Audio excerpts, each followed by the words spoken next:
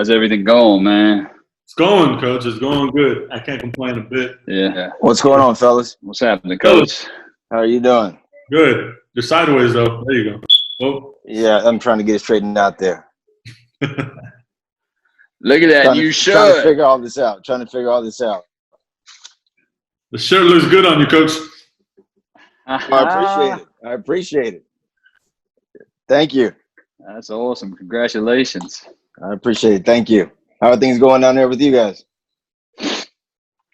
Worst thing I got to look out for right now is a sunburn when I go out to the pool. That's about it. So we're pretty good. We're doing all right. Cool. I hear you. Well, how about you, Coach? I'm good. I'm good. I told Coach Mackay a couple weeks ago, we adopted our two kids last year. Today's actually the 1-year anniversary of the day we adopted them. Oh, okay, cool. Man. Cool. But that keeps me busy, you know. Yeah. So I'm used to this parenting thing, and one's 7 and one's 9, and so we're doing their schoolwork online, and we're doing their 1st and 3rd grade stuff, and they're running around the house arguing with each other, you know. But yeah, I mean, it's fun. I got 2nd grader and 4th grader doing the same thing. And what are y'all arguing about? There's nothing to fight about. I know. Just trying to figure that part out. That's awesome. But I mean, luckily, you know, in our profession, we get to stay home, and someone gets to be with them. No, I don't got to go to work. Right? Yeah. Well, that's a blessing. But I know you guys have really busy schedules, right? I know. Yeah. Cliff's going through a lot of transition right now, so I appreciate y'all taking time to talk. No problem. And we'll get started if y'all are ready. Yeah. Yep. So first off, just talk a little bit about what y'all are up to these days as far as staying busy during COVID. Well, you know, we have a workout routine for the high school players at Clemens. You know, if they can get to a court or a gym by themselves, but of course that's kind of difficult now with the social distancing. We try to give them some things to work on their own, ball handling drills, jump rope, whatever it can be, something to do without a goal, to keep themselves in shape, get out and run a little bit on their own. But now that I'm transitioning to Temple College, I'm doing a lot of recruiting. So I've called more high school coaches in the last week than I probably have in 20 years around Texas. And, you know, just trying to find the right players for our program. So that's keeping me busy. Nice. And Coach Mackay? Yeah, for us, as far as our players go, for a while there was neither here nor there on what we could do with our players, what we could require them to do. Our guys are spread out literally all over the world. We've got guys from Texas to the Northeast to Minnesota. One of our players is back in Australia right now. So everybody's got different resources of what's available to them, and different parts of the country and different parts of the world have different types of restrictions and regulations on what they're doing. So it's difficult to ask a player. You don't want to encourage a player to do something that flies in the face of what his society or his community is doing. So really, we just encourage them to try and do the best they can and stay in shape and make the most of whatever resources they have. Some of them, it might just be a little bit of space in an apartment. Some of them may have more. So we just encourage them to do the best they can with what they have right now, and stay on top of their academics, because we are still in school and we are progressing. A lot of our guys have online classes, so there's really not too much change for a lot of them other than where they're doing their work. And so we're staying on top of them academically. And obviously, like Coach said, recruiting, you can do that wherever you are with cell phones and technology now. So that doesn't stop. That keeps on going. It's a different landscape as far as recruiting goes now, because you can't go see people, you can't look at people and watch players, but it still continues. Yeah. And what about just personally? What are you guys doing to stay sane and not go crazy? I crossed that path a long time ago. Yeah, I tried to read when I can, you know, but even that's becoming hard to come by, just keeping busy. So, you know, try to exercise. You get out of the house, try to exercise when you can, so you're not cooped up in here. Get out, play with the kids when you can, but but yeah, I mean, it's tough to find anything else to do right now as I'm transitioning. So yeah. Same thing. I try to get out and walk around. Fortunately, my location is one that I can be outside all day. So I'm out of the house as much as possible, exercising as much as possible. I'm using the time to catch up because I'm not in the office and I'm not around. I don't necessarily have the same strains on my time as I usually do to kind of catch up on international basketball. So I'm watching a lot of Australian basketball. I'm watching a lot of games and teams from Euro leagues, teams that I can't even pronounce their names, but excellent basketball, really good basketball, and the stuff that maybe here in America we don't see or pay attention to enough because it's not NBA, it's not college, so they don't speak English, so it's kind of pushed to the background and forgotten. But it's really, really, really high level basketball with excellent players and excellent coaches. So on a personal note, that's kind of what I've been doing. All right, just give me 10 seconds real quick, guys. Thank you, guys. Yeah. Like I said, this is new to me, too. this stuff. All right, let's talk a little bit about childhood, upbringing, where you grew up, what it was like, maybe some influence that kind of guided you down the path towards coaching, and that kind of, those kind of things. Go ahead, Coach Mackay. You can handle that one first. Well, I'm originally from Australia, so I grew up in Australia and spent my whole childhood in Australia. I didn't come here until I was in college, so I came over here for college ball.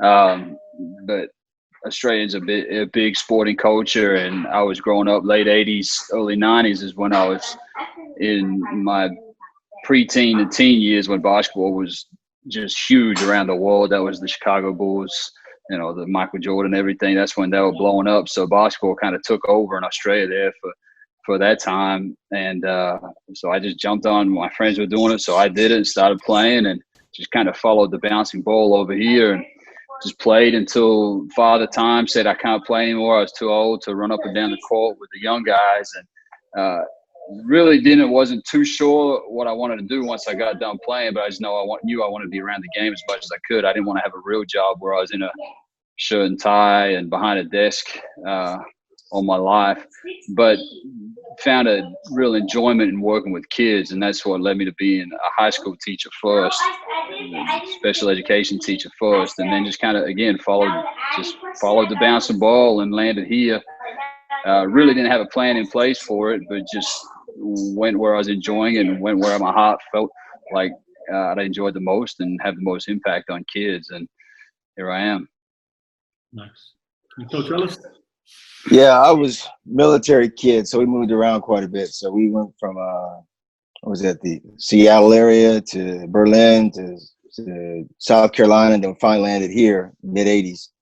And so I grew up in and around the military bases. That's where I played the bulk of my basketball.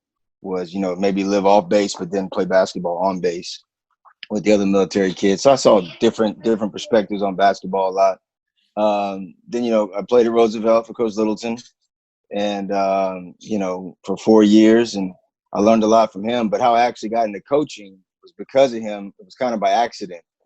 All through high school and middle school, we used to have that rule where you couldn't have more than 3 guys from a school on the same summer league team or on the same team in the summer. So you were very limited that you couldn't play in leagues with your high school teams.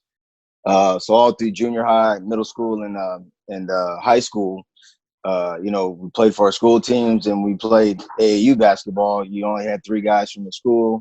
We kind of played what we called BCI back then, which was just, you got with other guys from other schools, 3 other guys from another school. You played little summer league games, and that was kind of it. But then the rules changed as I graduated in '95 is when they opened the rules up to league play, where you have like the AAU like we have now. And so Coach Littleton needed a coach for the Roosevelt Summer League team. I guess he didn't know how this thing was going to work either since it was brand new. And he called me. And so I just showed up at the game and started coaching. Had no idea what I was doing. Still don't today. And I think I was just hollering out. I was just kind of restating the obvious. Somebody didn't get a rebound. I said, get the rebound. Somebody, didn't play defense. You hollered, play defense. Yeah, even had no idea what I was doing.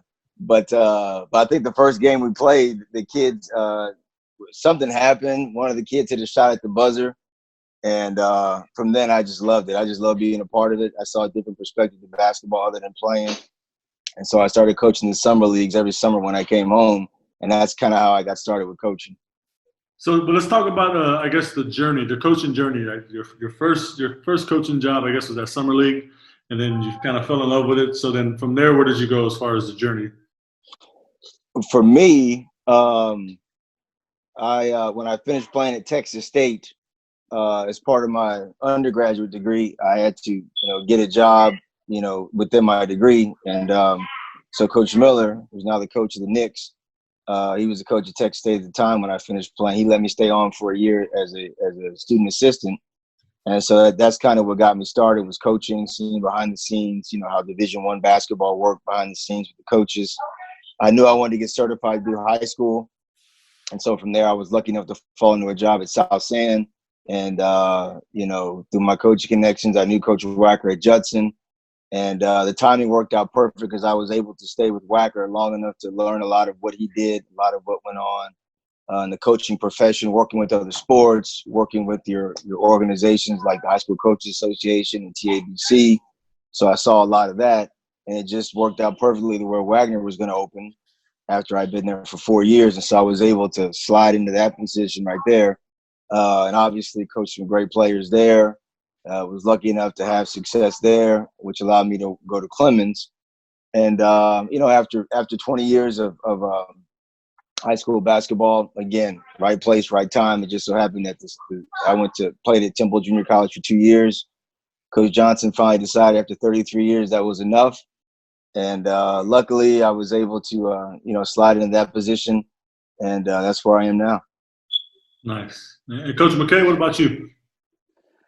Well, growing up in Australia has kind of a different system than we do here in America. We have the club system there where it's not so much high school basketball, but it's you go 10 and under, 12 and under, 14, 16, 18, 20 and under. So it's not uncommon because you don't necessarily you're not going to make a living. It's coaching basketball over there, especially coaching juniors. It's not uncommon to get kids. So if you're on the 16U team, you might coach like the 12 and under team or the 10 and under team, just because they need people to do it, because parents can't really – it's hard for a parent to do it if they've got a kid on the team and you're not going to make any money doing it. So it's very much volunteer-based. So that's kind of how I started coaching when I was a kid, just coaching younger kids than me, kind of like Coach was saying there when he was coaching the summer league team. And then once I got done playing, my junior college's coach, his son had an opening as a JV coach in Corsicana, Texas, and I didn't really know what I was going to do. He called me and said, "Hey, I got a job open. You want to do it? You got to teach health class and coach JV basketball." And I was like, "Sure." The only time I'd ever been to Corsicana, Texas, was to play JUCO ball, to play against Navarro. Then we came in on a bus and left on a bus. I had no idea where I was going. But I said, yeah, let's do it. And so booked a plane ticket from Australia, came over, and was there for 4 years teaching health class and coaching JV basketball. And then McCollum, their head coaching position came open, and applied for that and was fortunate enough to get it. Really, really enjoyed my time there. Had a great time. And then met some just friends around, just at basketball, just getting to talking to people. And there's an opportunity up there at University of Oklahoma with Coach Kruger to go and be a graduate assistant. My wife was about to have our son, so she was going to leave work for a while to stay at home with him. So she wasn't tied to a job. So it was really good timing for us to pick up and move. So we moved up there to Oklahoma, had some fun up there, had some good success, and just kind of really enjoyed that. And then this position back down here in Texas came open, and came down here and have been here for 4 years now, and the Valley is home for us. Yeah, just judging by some of your posts and stuff, you really enjoyed down there in the Valley. It seems like a real nice place to go home. Man, it's incredible. It's unbelievable. If you haven't been down here, you got to get down here. It's the best place to raise a family and to be somebody living down here. It's incredible. I walk my son to school every day. The people down here are just awesome people. I mean, the weather's perfect year round. We are in the pool literally year round, swimming, and it's got everything you need. It's big enough. I think it's like 1.3 million people live down here, but it feels like a small town, but it's got everything you need. It's close to South Padre, which you can't beat that. It's for a kid from Australia, man. It's as close to living in Australia as I can get. It's huge town, big town, but small town feel with everything you want. I love it. I have to ask, obviously, but let's talk a little bit about your time in McCollum. Just briefly, just have to ask, right? Just you did a really good job while you were there. Just things you missed, things that you enjoyed. Just a little bit about your time. Yeah, that was not probably. It absolutely was the hardest decision I had to make professionally and personally to leave McCollum, because the kids there were just incredible. Like, I talk to coaches and they talk about how they got to chase their kids in the gym. They won't come work out. They won't come and do X, Y, Z. But the kids there at McCollum, you had to kick them out of the gym. If I didn't tell them to leave, I would have been up there all night watching them play open gym, lifting weights, doing whatever. So just their passion and their enjoyment for being in the gym and playing ball was really, really refreshing to me, and something I really, really enjoyed watching them and just kind of being a part of that. Loved how hard they competed. I mean, those kids would run through a brick wall to try and get a loose ball. They'd play so hard. They just loved the game. And for nothing other than just pure enjoyment of competing and playing. So that was something that really stuck out to me. And then just campus, people on campus were great. I think when you teach a place like that, like yourself, you're in it for the right reasons. You're not there to get rich. You're not there for the glitz or the glamour. You're there because you truly do care about young people and their progression, not just as a basketball player, but as young adults heading into the real world. And watching kids grow from middle school all the way up into high school and then go on to graduate and move on, you can't put a price on that, seeing people grow and develop and they go on to be successful, just members of society. I appreciate that, Coach. Hey, Cliff, well, first, again, congrats on the new job. Let's talk about how that all kind of unfolded. I know you played there. Just talk a little bit about the feelings behind going back to Temple and coaching over there. Well, I really love small college.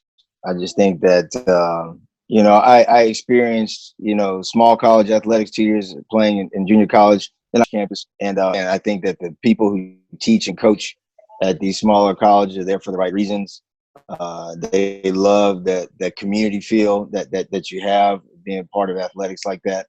And so anytime that the chance came available in the future, I was always looking at the possibility of going to a small school, and I always had Temple in mind, obviously, because I played there, and knowing Coach Johnson and the idea of being able to take kids around Texas, which is what Temple College has always been about, which is you find kids in Dallas, San Antonio, Austin, Houston, everywhere in between. Get them there on campus. We don't recruit nationally really unless somebody moves down here. So we're not out looking at players in New York, California. We're just focusing here in our own backyard. And that idea that you can bring kids from Texas there who played against each other. A lot of them played together. One of my high school teammates played when we were there at Temple. A couple of them did, actually.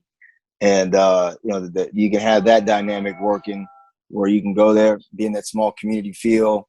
Everybody roots for each other because we all know each other. Y'all live in the dorms together.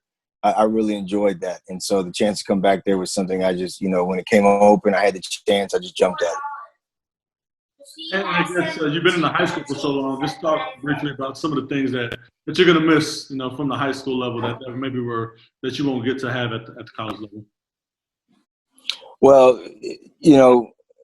it seems a little crazy, but, we all complain sometimes about the talent that we have, how it fluctuates, and you always say, man, I wish if I could recruit my own guy. Well, I did like that aspect. He took kids from the community that lived there. A lot of times they grow up together.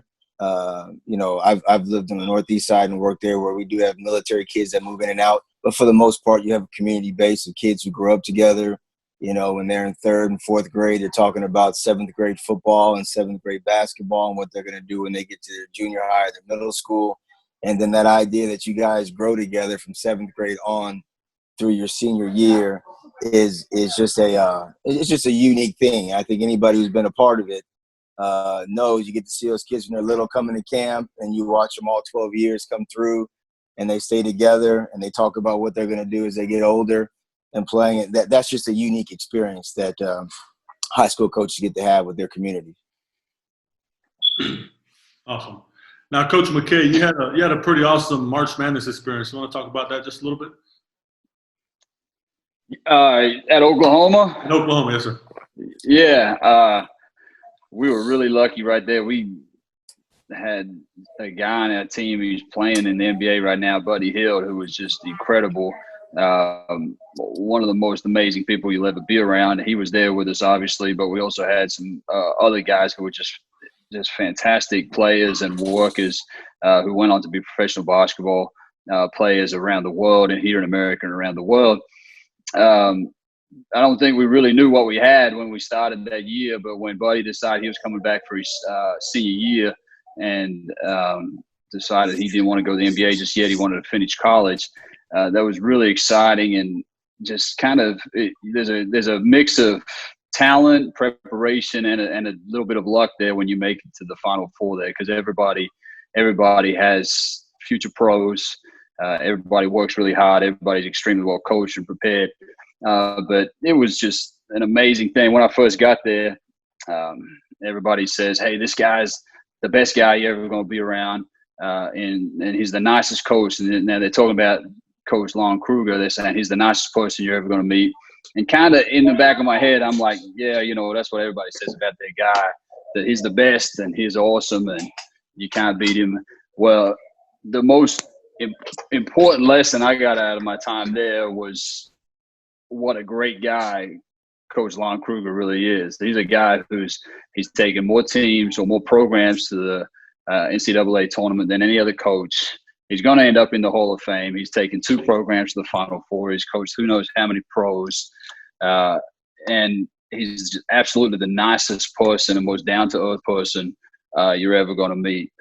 So that through all that, and with you've got the ESPN coming in, you've got all the international and national media coming in to see how he was able to handle that and take all that in stride and still keep all of our guys humble and playing for each other and just doing the right thing and not getting their head in the clouds and getting focused on the wrong things was really incredible. And how he was able to deflect all the praise, all the attention, and all the accolades towards players and anybody but him, even though he was the architect of it all, was really something special. And it really drove home the point that coaching at the end of the day is not about you. It's about the players. It's about what's best for them. It was really incredible. And you see that from a coaching standpoint, then you see from a player's standpoint. Everybody says, oh, my guy works the hardest. He's the hardest working guy you're ever going to see. The best way to sum it up for what I was doing there, I used to walk around. I had my shorts on all the time because I'd work out with guys. I would literally keep Band-Aids in my pockets because I would be on the court passing the ball so much to guys that were shooting and working out.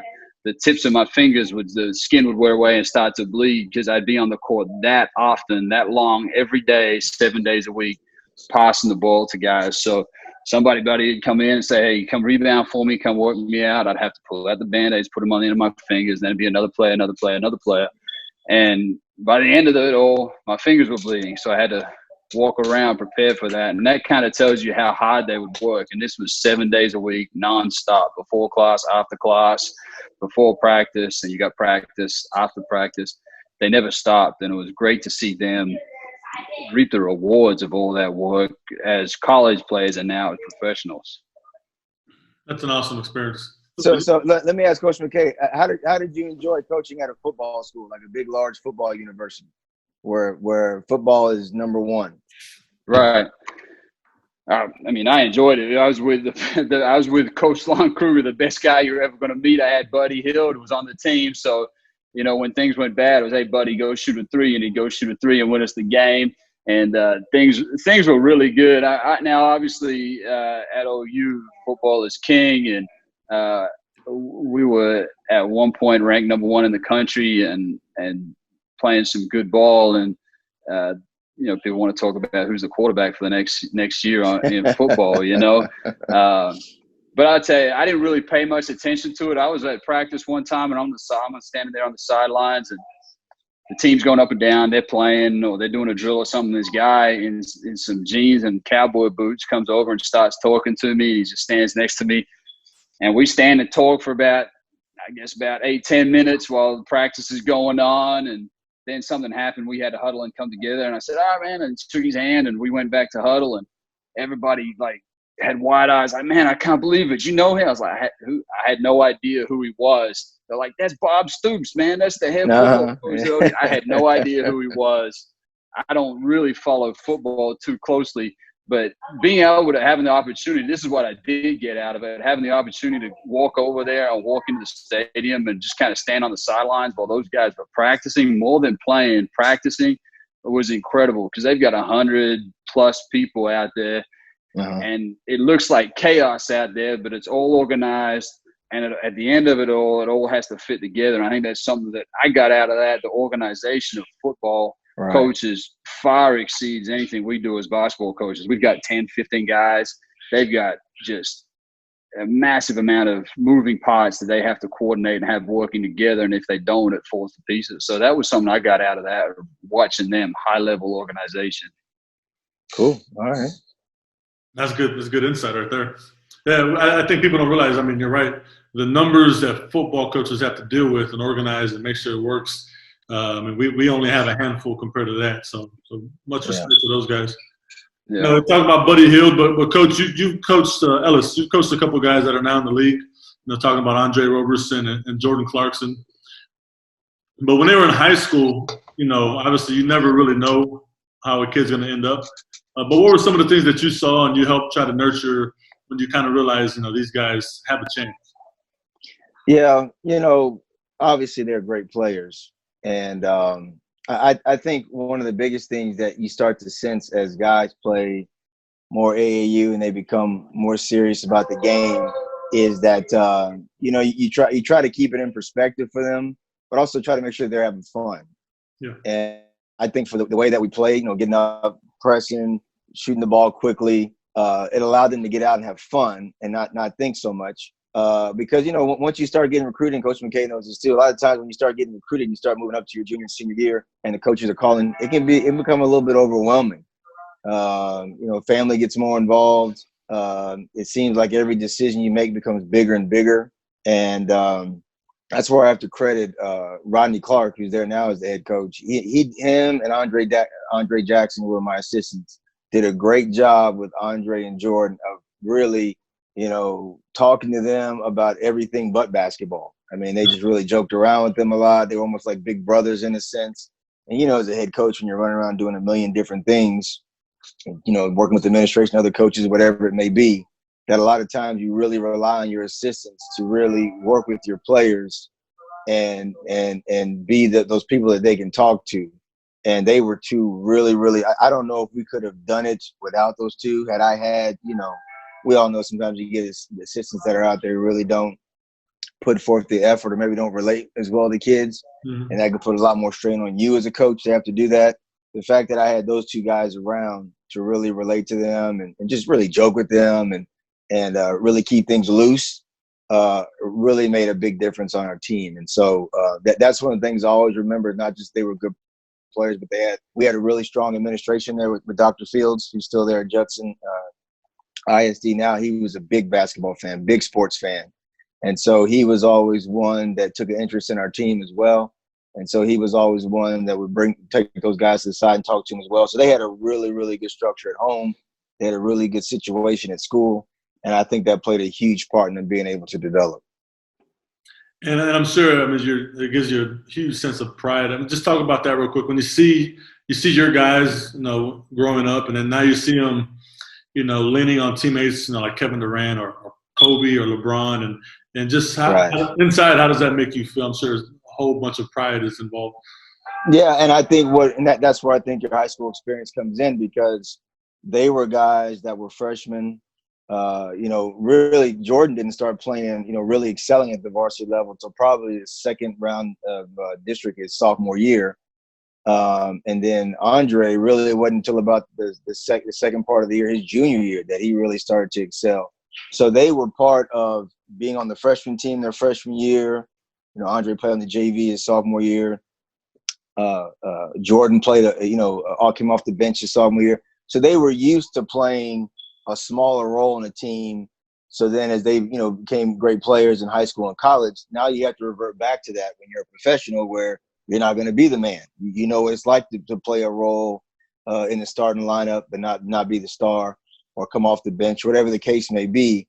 And so that was a big part of their development as well, is that they had to learn that there are roles to a team. You're not always going to be the star. And that really helped them out. And that's why they've been able to succeed professionally. Because, there are a lot of guys, as you talk to NBA people, there are a lot of guys who can't make it in the NBA because they can't accept that fact. Yeah. They cannot accept the fact of playing a less role. They've never done it before. And it sounds easy because you say, well, they're making money, they're in the NBA. But if you've never done it before, it's not easy. And there's a reason why some guys don't stick around the NBA that have talent, because they're not used to filling a role. And those two guys were able to do that. Awesome. Moving on, just, one thing I've learned about just talking to coaches through this, through these Zoom meetings is that, it's much more than wins and losses and player development, and more so about the relationship and developing young men. So let's talk a little bit about some impactful moments that you don't have to use names or anything, but when you realized when you got in the business that this goes much deeper than wins and losses. Coach Mackay, you want to take that first? Yeah, I think for me, the moments that in those situations that are the best are really when seasons come to a close. When the ball stops bouncing and guys' careers come to an end, or they walk the stage and they graduate, and then beyond that, you can measure those moments as you get further and further away from playing. The best things I get right now are just a phone call or messages or former players reaching out and, hey, coach, how you doing? Checking in on you. Hope everything's well with you and the family, things like that. And it may be years removed from the relationship you had, the player-coach relationships that you had. And it may be something as simple as that, just checking in on your coach, man, kids are getting big, those kind of things. But the fact that you're still in their consciousness and still in their minds many years removed from when you're yelling at them to go rebound or to run the floor or to take care of their grades, I think that speaks on the impact that a coach can have on young people. Yeah, I feel the same way. I mean, I still keep in contact with guys from Wagner, former players from Clemens that I coached, 7-8 years ago. So a lot of times I invite them up to the gym, open gym on the weekend, stuff like that. Now that they're all older and some of them have families, to go up there and we play basketball. I've always enjoyed those relationships. I've also, one of the things I really love is the fact that it's not always the coaches that are leading. It's not always the parents that are leading, but when you watch other kids lift other guys up who may be struggling, and you see a guy who may be a discipline problem, and it's like Coach Mackay said, it's not always the coach yelling at him. It's the other guys who lift them up that are role models. Like you brought up Jordan and Andre earlier. Had great parents at home. Like I said, great assistants. We tried to do the best we could with our program. But probably the best role model they had when they were freshmen and sophomores were guys like Aaron Thomas, Eddie Ortiz, John Roberts. Those guys went on to play at St. Mary's, now Lake University. There were some other guys too, but I mean, they were just what you would call a student athlete. I mean, they were straight A students, honor society, things like that.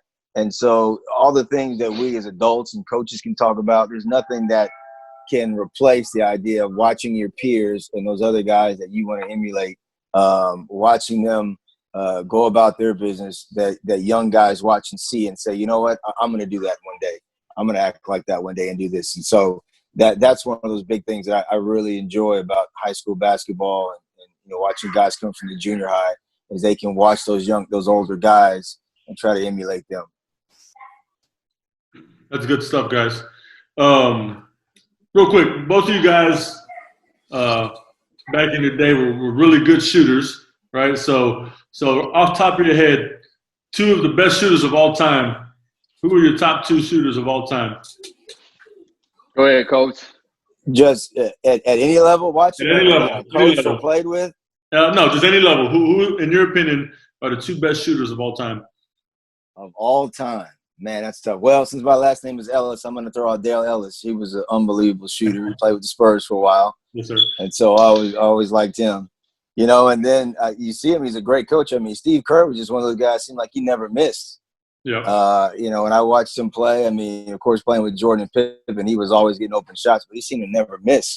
And, you know, but the guy I always used as an example was a guy that I didn't realize till a few years ago was Jason Kidd was a horrible shooter through high school and college. And I think he's now he led the NBA now in threes made, if I'm not mistaken. So he's a guy who wasn't a great shooter, but he worked at it. Mm-hmm. And, you know, he ended up making himself into a guy who could make the three. So, you know, you got all kinds of lessons there with that one. Coach Mackay? I'm a numbers guy, so I was really quick. I was going to try and jump on Google real quick and find percentages. That was going to tell me everything because I like numbers. But off the top of my head, I think you'd be hard-pressed to go past Steph Curry. That guy's changing the game the way he can shoot the ball.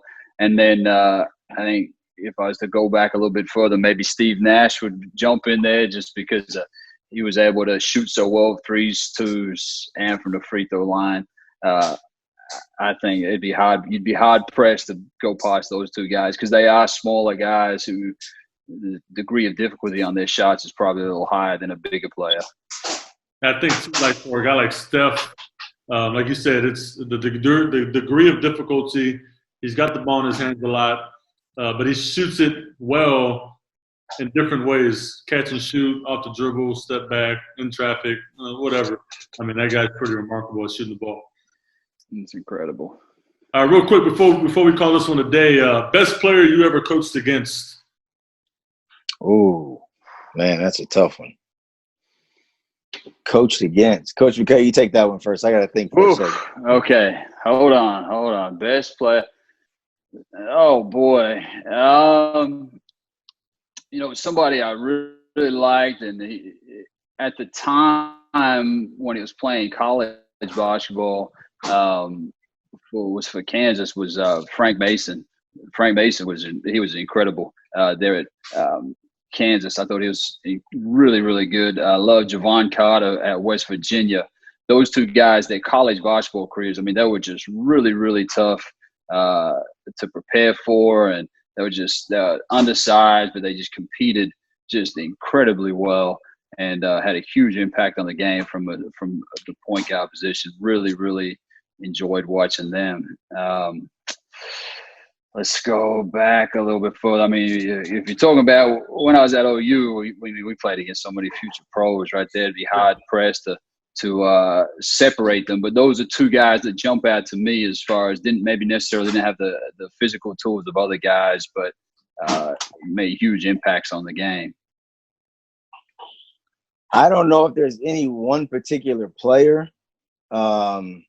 You know, over the last 20 years, especially as a head coach, spending so much time pressing and running, you kind of don't think about the individuals as much. But I can tell you the group of players that kept me up probably the most at night preparing for was that Laredo United team in 2010 that Archie Ramos had. I don't know if you saw them play, Coach. Yep. But they drove me nuts, and we played them 4 times that year. The first game of the season, we played them in a couple tournaments, and then of course we played them in the regional tournament. And I never had so much trouble preparing for a team because they had 5 guys that played as one. I mean, they knew where each other was at.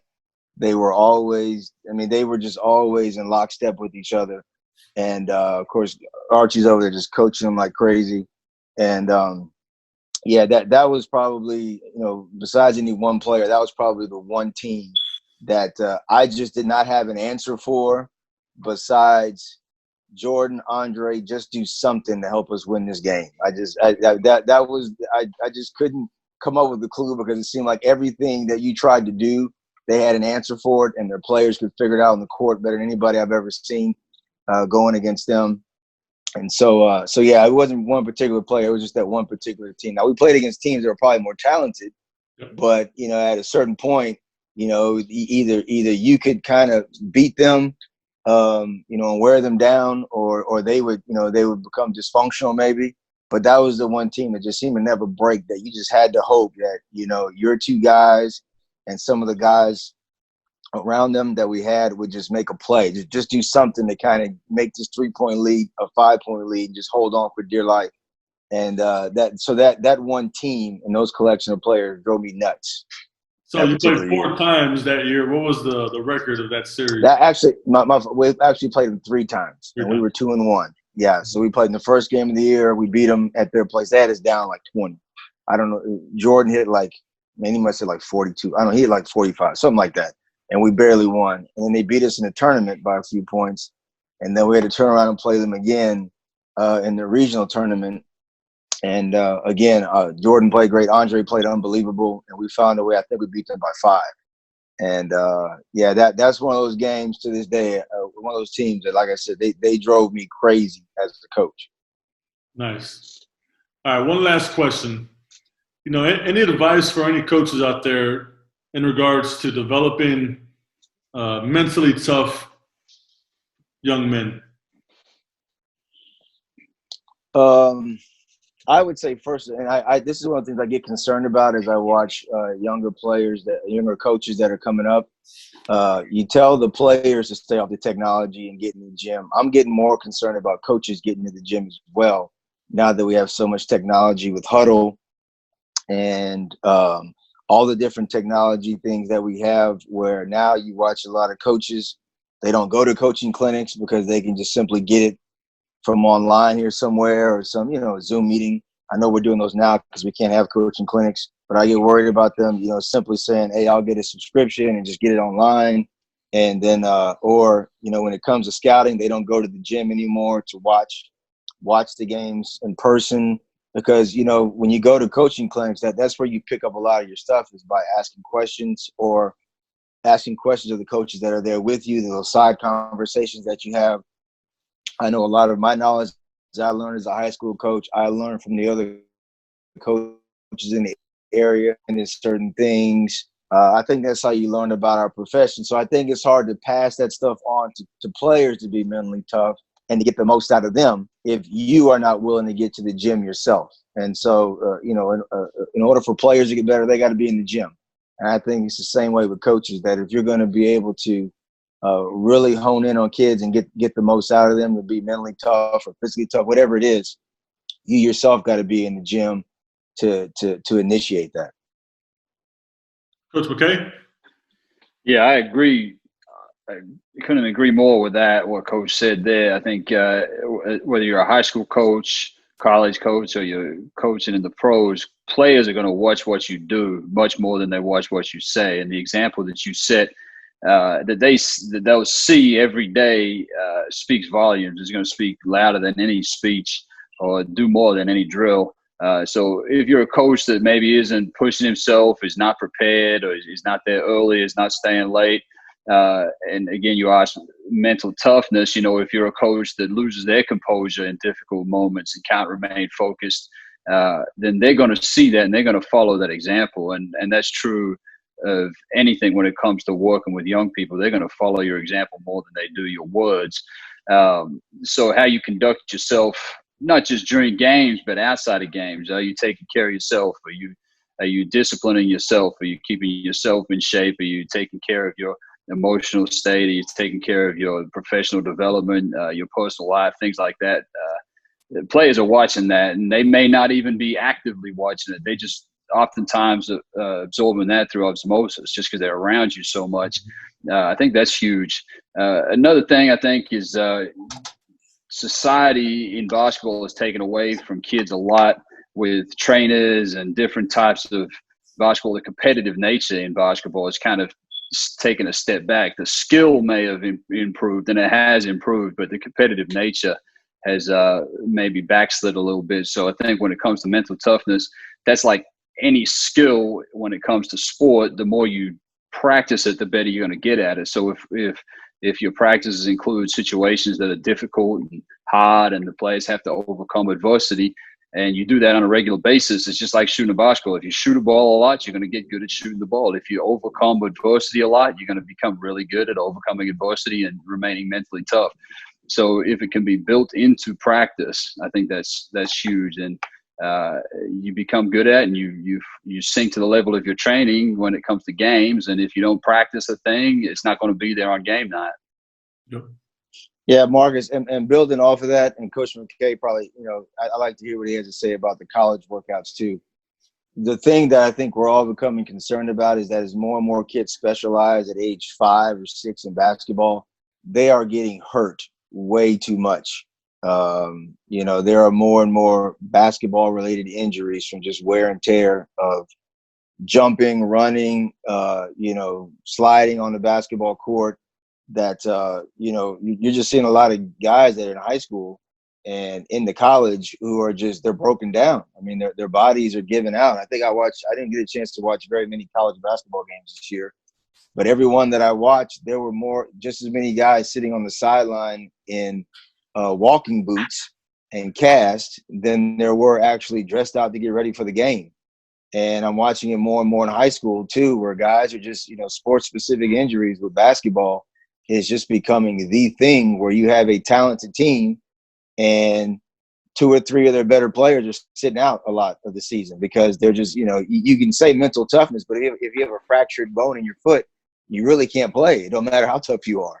Or if you have these stress fractures that happen so much and knee problems that make their way into their hip and your back, you can be as tough as you want to be. But if you have those things, you physically can't move. It doesn't matter how mentally tough you are. You can't play. They can't put you out there.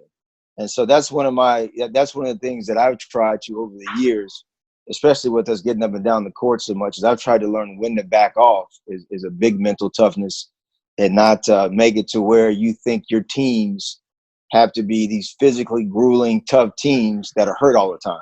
Yeah. So I think that's one of the things that coaches we have to be aware of because, like I said, it doesn't make any sense. It doesn't make much sense how tough a kid is if he can't physically play. Yeah, that's a tough one. It's kids they're under so much pressure now to get that college scholarship. People, whether it's parents, families, coaches, AAU coaches, there's so much riding on them to get that scholarship that it seems like they don't ever take any time off. Mm-hmm. And they jump straight from their high school season right into their club ball, AAU basketball, and they're playing just nonstop, and they're playing all summer. I go to Vegas sometimes when we used to go to Vegas, and it'd be the 3rd week in a row recruiting, and I'm watching these kids, and I mean their bodies are done, and they've been playing for 3 weeks straight, flying all around the country, playing 2-3 games a day for 5 days, and they got to go fly to the next city, do the same thing, all looking for that college scholarship, and they just beat down. I'm tired, and I'm just watching them. I'm just sitting there on the sideline watching them, and these guys are just beat down, and the ball never stops bouncing for those guys. And now in college, it didn't used to be for us that we could do anything with them in the summer. It was all on them, pick up ball, doing their own workouts. Now we can work with them in the summer. So now the stress on their bodies has increased. And I know now in high school in Texas, now you can work with the guys in the summer, where it used to be, hey, you can encourage them to get in the gym and do certain mm-hmm. things, but you couldn't make them be in there. So now the stress, and especially for young growing bodies that aren't fully developed yet, if there's not good measures in place to offset the stress on their bodies, whether it's preventative strength and conditioning or preventive sports medicine, it can be really, really tough on a growing body. Mm-hmm. No, those are both those are very good points. I think this whole situation right here is good for some of our kids to kind of take a break, get their bodies to rest a little bit. Hopefully it's not the whole summer, right, where we can't get to a gym. Right. But this small break may be beneficial for some of them without them even realizing it. And then you talked about mental toughness. I mean, emotionally and mentally, that's got to be a beatdown for a kid to have somebody riding their back all year round, nonstop. You got an adult yelling at you for basketball. They're not playing pickup ball anymore, and it's not their fault. That's the way. It's not the kids' fault. It's the way the basketball world is set up now. They're not getting to just kind of be kids. Mm-hmm. You know, just to touch back on what you said earlier, Coach Mackay, about competitiveness kind of taking a back seat. You know, you see in this Jordan documentary, I don't know if you watched it at all, you get to see that fire and that competitive drive that Michael Jordan had that helped separate him. You know, just touch on that real quick again. Just what do you think is, I guess, the key factor in why you see that shift? Yeah, why it is, I think, again, these kids don't necessarily get to be kids anymore, and that's our fault as adults. They're having the ability to develop those skills taken from them, whether it's because they're working out with different trainers or they're being motivated so much by adults, and it's extrinsic, it's not intrinsic. That got somebody else pushing them rather than learning how to push themselves, and that makes it hard for people to ever develop that intrinsic motivation, that intrinsic drive to do it themselves. When you've got adults holding your hand and saying, all right, let's go. We're going to work out. We're going to go take X amount of shots. They don't ever get the opportunity to figure it out for themselves. And now I'm not bemoaning young people now. I'm a big fan of young people. I think if you don't enjoy young people and you're not an advocate for young people, then coaching is the wrong profession.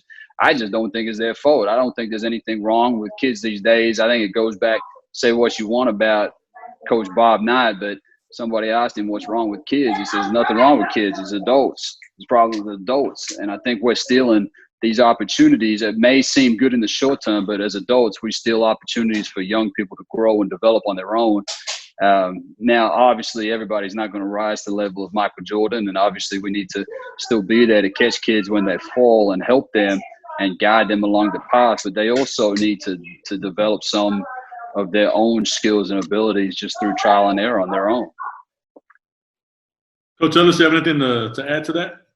Yeah, I think that's so true. That's one of the things I got out of it, and it's probably why so many of the kids, and I even say some of the younger coaches who harp on, you know, some of the players that we have today in the NBA, are they better than Jordan and this and that?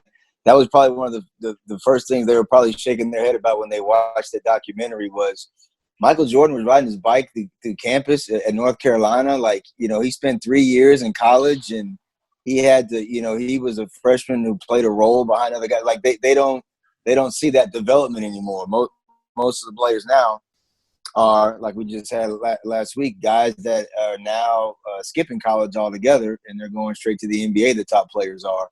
And now they're setting up certain circumstances for them to do it. And like Coach Mackay said, they probably had an adult their entire career setting everything up for them and making sure they did this, taking them here, taking them that. And so a lot of that motivation is from the outside. It's not an internal drive of theirs because they had to go out there and work on their own and, you know, play other sports. And a lot of times, you know, when I was younger, you stayed in competitive mode because you went from sport to sport. You know, every league that you joined, whether you went to a baseball league or then you played soccer, then you played basketball, you played in a league and there was always a championship for it over those few weeks or couple months or whatever it was. So you were always part of a team. You're always being coached and you're always competing, learning different things. Well, now, you know, kids may spend, you know, go with the trainer and just work out for 2 hours.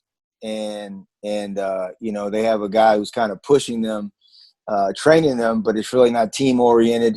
You know, they're not really coaching them. They're training them. And then kind of what's the end goal? It's not to win a team championship at the end of the season. It's to get a college scholarship, like Coach McKay was saying earlier. And so you kind of worry, where's their motivation at when things do get a little rough, you know, and they have to get out there and compete. And Coach McKay knows this, that's why our transfer portal is so huge with NCAA basketball. I've had to look at it now myself. Even I'm surprised as I watch guys who are, you know, Division I, Division II transfers that are back in the portal a year after being one of the top players in the state or top players in the country or whatever it may be. And now they go into a situation where they're no longer the number one option, number two option. They are now having to come off the bench or play a lesser role. That becomes too much for some guys to handle because they never had to do it before.